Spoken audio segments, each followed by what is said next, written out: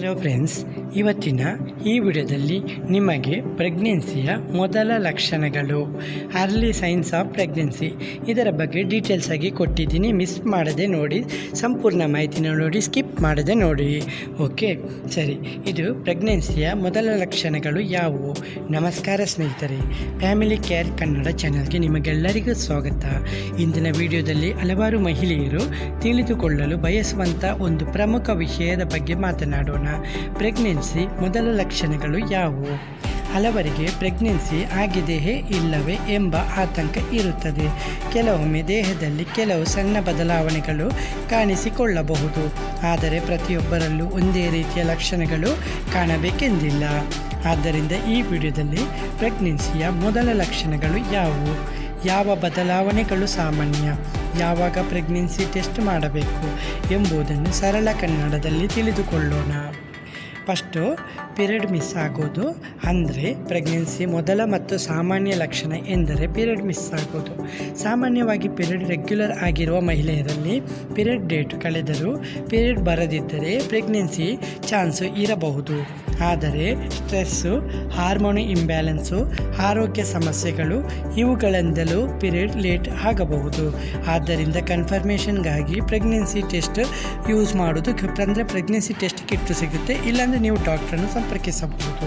ಹಾಗೆ 2, ದೇಹದಲ್ಲಿ ದಣಿವು. ಹೌದಲ್ಲ, ಪ್ರೆಗ್ನೆನ್ಸಿ ಆರಂಭದಲ್ಲಿ ಕೆಲವರಿಗೆ ಹೆಚ್ಚು ದಣಿವು ಕಾಣಿಸಬಹುದು. ದೇಹದಲ್ಲಿ ಹಾರ್ಮೋನ್ ಚೇಂಜಸ್ ಆಗಿರುವುದರಿಂದ ಹೆಚ್ಚು ನಿದ್ರೆ, ದೌರ್ಬಲ್ಯ, ಎನರ್ಜಿ ಕಡಿಮೆ ಆಗಬಹುದು. ಇದು ಸಾಮಾನ್ಯ ಲಕ್ಷಣಗಳಲ್ಲಿ ಒಂದು. ಹಾಗೆಯೇ ಮಾರ್ನಿಂಗ್ ಸಿಕ್ನೆಸ್ಸು. ಪ್ರೆಗ್ನೆನ್ಸಿ ಆರಂಭವಾದ ದಿನಗಳಲ್ಲಿ ವಾಮಿಟಿಂಗ್ ಫೀಲಿಂಗ್ ಆಗುವುದು, ನೌಸಿಯಾ, ಬೆಳಿಗ್ಗೆ ಹೊಟ್ಟೆ ಅಸ್ವಸ್ಥತೆ ಆಗುವುದು ಕಾಣಿಸಬಹುದು. ಇದನ್ನು ಮಾರ್ನಿಂಗ್ ಸಿಕ್ನೆಸ್ ಎಂದು ಕರೆಯುತ್ತಾರೆ. ಕೆಲವರಿಗೆ ಇದು ಹೆಚ್ಚು ಇರುತ್ತದೆ, ಕೆಲವರಿಗೆ ಕಡಿಮೆ ಇರುತ್ತದೆ. ಹಾಗೆ ಬ್ರೆಸ್ಟ್ ಚೇಂಜಸ್ಸು, ಅಂದರೆ ಪ್ರೆಗ್ನೆನ್ಸಿ ಸಮಯದಲ್ಲಿ ಬ್ರೆಸ್ಟ್ನಲ್ಲಿ ಕೆಲವು ಬದಲಾವಣೆಗಳು ಕಾಣಬಹುದು. ಉದಾಹರಣೆಗೆ swelling, softness, slight pain, sensitivity, hormone changes ಕಾರಣದಿಂದ ಇದು ಸಂಭವಿಸುತ್ತದೆ. ಹಾಗೆ 5, ಫ್ರೀಕ್ವೆಂಟ್ ಯುರಿನೇಷನ್ನು. ಅಂದರೆ ಪ್ರೆಗ್ನೆನ್ಸಿ ಆರಂಭದಲ್ಲಿ ಕೆಲವರಿಗೆ ಆಗಾಗ ಮೂತ್ರ ವಿಸರ್ಜನೆಗೆ ಹೋಗಬೇಕೆನಿಸಬಹುದು. ದೇಹದಲ್ಲಿ ಹಾರ್ಮೋನ್ ಚೇಂಜಸ್ ಆಗುವುದರಿಂದ ಇದು ಸಾಮಾನ್ಯವಾಗಿರುತ್ತದೆ. ಹಾಗೆ ಮೂಡ್ ಚೇಂಜಸ್ಸು, ಅಂದರೆ ಪ್ರೆಗ್ನೆನ್ಸಿ ಸಮಯದಲ್ಲಿ ಮೂಡ್ ಸ್ವಿಂಗ್ ಕಾಣಿಸಬಹುದು. ಕೆಲವೊಮ್ಮೆ ಹೆಚ್ಚು ಎಮೋಷನಲ್ ಆಗುವುದು, ಬೇಗ ಕೋಪ ಬರುವುದು, ಅಳುವ ಮನಸ್ಸಾಗುವುದು ಇವು ಹಾರ್ಮೋನ್ ಚೇಂಜಸ್ ಕಾರಣದಿಂದ ಸಂಭವಿಸಬಹುದು. ಹಾಗೆ ಫುಡ್ ಕ್ರೇವಿಂಗ್. ಕೆಲವರಿಗೆ ಪ್ರೆಗ್ನೆನ್ಸಿ ಸಮಯದಲ್ಲಿ ಕೆಲವು ಆಹಾರಗಳನ್ನು ತುಂಬ ತಿನ್ನಬೇಕೆನಿಸಬಹುದು, ಕೆಲವು ಆಹಾರಗಳ ವಾಸನೆ ಇಷ್ಟವಾಗದೇ ಇರಬಹುದು. ಇದು ಕೂಡ ಸಾಮಾನ್ಯ ಲಕ್ಷಣವಾಗಿದೆ. Light spotting. ಕೆಲ ಮಹಿಳೆಯರಲ್ಲಿ ಪ್ರೆಗ್ನೆನ್ಸಿ ಆರಂಭದಲ್ಲಿ ವೆರಿ ಲೈಟ್ ಬ್ಲೀಡಿಂಗು ಅಥವಾ ಸ್ಪಾಟಿಂಗು ಕಾಣಿಸಬಹುದು. ಇದನ್ನು ಇಂಪ್ಲಾಂಟೇಷನ್ ಬ್ಲೀಡಿಂಗ್ ಎಂದು ಕರೆಯುತ್ತಾರೆ. ಆದರೆ ಹೆಚ್ಚು ಬ್ಲೀಡಿಂಗ್ ಇದ್ದರೆ ತಕ್ಷಣವೇ ಡಾಕ್ಟರನ್ನು ಸಂಪರ್ಕಿಸಬೇಕು. ಹಾಗೆ ಹೊಟ್ಟೆ ಕೆಳಭಾಗದಲ್ಲಿ ಸಣ್ಣ ನೋವು.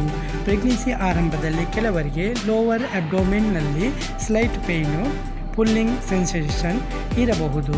ಸಾಮಾನ್ಯವಾಗಿ ಇದು ದೊಡ್ಡ ಸಮಸ್ಯೆಯಲ್ಲ, ಆದರೆ ಸೆವರ್ ಪೈನ್ ಇದ್ದರೆ ಡಾಕ್ಟರ್ ಸಲಹೆ ಪಡೆಯಲೇಬೇಕು. ಮತ್ತು ಬಾಡಿ ಟೆಂಪರೇಚರು ಸ್ಲೈಟ್ ಇನ್ಕ್ರೀಸು. ಕೆಲವರಿಗೆ ದೇಹದ ಉಷ್ಣತೆ ಸ್ವಲ್ಪ ಹೆಚ್ಚಾಗಿರುವಂತೆ ಅನುಭವ ಆಗಬಹುದು. ಇದು ಹಾರ್ಮೋನ್ ಚೇಂಜಸ್ ಕಾರಣದಿಂದ ಸಂಭವಿಸಬಹುದು. ಪ್ರೆಗ್ನೆನ್ಸಿ ಟೆಸ್ಟ್ ಯಾವಾಗ ಮಾಡಬೇಕು? ಸಾಮಾನ್ಯವಾಗಿ ಪೀರಿಯಡ್ ಮಿಸ್ ಆದ 5ರಿಂದ 7 ದಿನಗಳ ನಂತರ ಅಥವಾ ಮಾರ್ನಿಂಗ್ ಯೂರಿನ್ ಬಳಸಿ ಪ್ರೆಗ್ನೆನ್ಸಿ ಟೆಸ್ಟ್ ಮಾಡಿದರೆ ಉತ್ತಮ ರಿಸಲ್ಟ್ ಸಿಗಬಹುದು. ಟೆಸ್ಟ್ ಪಾಸಿಟಿವ್ ಬಂದರೆ ಡಾಕ್ಟರ್ ಕನ್ಸಲ್ಟ್ ಮಾಡುವುದು ಮುಖ್ಯ. ಯಾವಾಗ ಡಾಕ್ಟರನ್ನು ಸಂಪರ್ಕಿಸಬೇಕು? ಈ ಲಕ್ಷಣಗಳು ಇದ್ದರೆ ತಕ್ಷಣವೇ ಡಾಕ್ಟರನ್ನು ಸಂಪರ್ಕಿಸಬೇಕು. Severe stomach pain, heavy bleeding, high fever, severe vomiting ಆದರೆ ನೀವು ಡಾಕ್ಟರನ್ನು ಸಂಪರ್ಕಿಸಬೇಕು. ಪ್ರೆಗ್ನೆನ್ಸಿ ಸಮಯದಲ್ಲಿ ಗಮನಿಸಬೇಕಾದಂಥ ವಿಷಯಗಳು: ಪ್ರೆಗ್ನೆನ್ಸಿ ಕನ್ಫರ್ಮೇಷನ್ ಆದ ನಂತರ ಹೆಲ್ದಿ ಫುಡ್ಡನ್ನು ತಿನ್ನಬೇಕು, ಸ್ಮೋಕಿಂಗ್ ಮತ್ತು ಆಲ್ಕೋಹಾಲನ್ನು ಅವಾಯ್ಡ್ ಮಾಡಬೇಕು, ಸ್ಟ್ರೆಸ್ ಕಡಿಮೆ ಮಾಡಬೇಕು, ಡಾಕ್ಟರ್ ಚೆಕಪ್ ರೆಗ್ಯುಲರ್ ಮಾಡಬೇಕು, ಮೆಡಿಸಿನ್ ಡಾಕ್ಟರ್ ಸಲಹೆ ಇಲ್ಲದೆ ತೆಗೆದುಕೊಳ್ಳಬಾರದು. ಮುಖ್ಯ ಸಂದೇಶ: ಸ್ನೇಹಿತರೆ, ಪ್ರೆಗ್ನೆನ್ಸಿ ಒಂದು ಸುಂದರ ಮತ್ತು ಸಹಜ ಪ್ರಕ್ರಿಯೆಯಾಗಿದ್ದು ಪ್ರತಿಯೊಬ್ಬ ಮಹಿಳೆಯ ದೇಹ ವಿಭಿನ್ನವಾಗಿರುವುದರಿಂದ ಲಕ್ಷಣಗಳು ಕೂಡ ವಿಭಿನ್ನವಾಗಿರಬಹುದು. ಸಣ್ಣ ಲಕ್ಷಣಗಳಿಗಾಗಿ ಹೆಚ್ಚು ಭಯಪಡುವಂಥ ಅಗತ್ಯ ಇಲ್ಲ. ಸರಿಯಾದ ಸಮಯದಲ್ಲಿ ಟೆಸ್ಟ್ ಮತ್ತು ಡಾಕ್ಟರ್ ಸಲಹೆ ಬಹಳ ಮುಖ್ಯ. ಓಕೆ ಫ್ರೆಂಡ್ಸ್, ಇವತ್ತಿನ ಈ ವಿಡಿಯೋ ನಿಮಗೆ ಇಷ್ಟವಾದರೆ ವಿಡಿಯೋನ ಲೈಕ್ ಮತ್ತು ಕಮೆಂಟ್ ಮಾಡಿ, ಹಾಗೆ ಚಾನಲನ್ನು ಸಬ್ಸ್ಕ್ರೈಬ್ ಮಾಡೋದನ್ನು ಮರಿಬೇಡಿ.